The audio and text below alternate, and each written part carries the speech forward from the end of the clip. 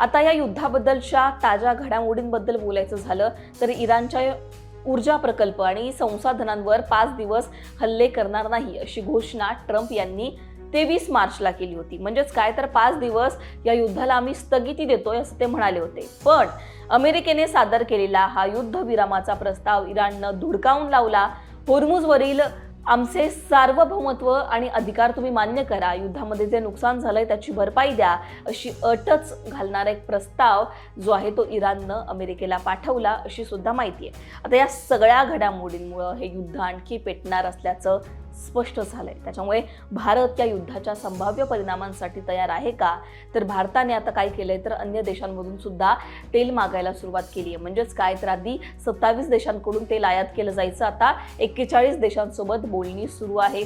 त्याचबरोबर भारत जो काही मर्यादित पुरवठा आपल्याकडे आहे तो योग्य प्रकारे त्याचं कशा प्रकारे नियोजन केलं जाईल याची काळजी घेतोय आणि त्याप्रमाणे त्या पुरवठ्याचा वापर केला जातोय.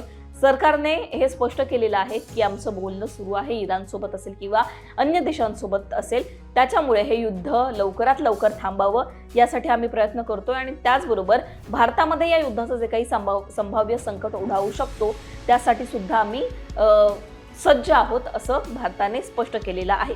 आता बाकीच्या देशांचा विचार केला तर तिथे काय परिस्थिती आहे हे सुद्धा थोडक्यात सांगते.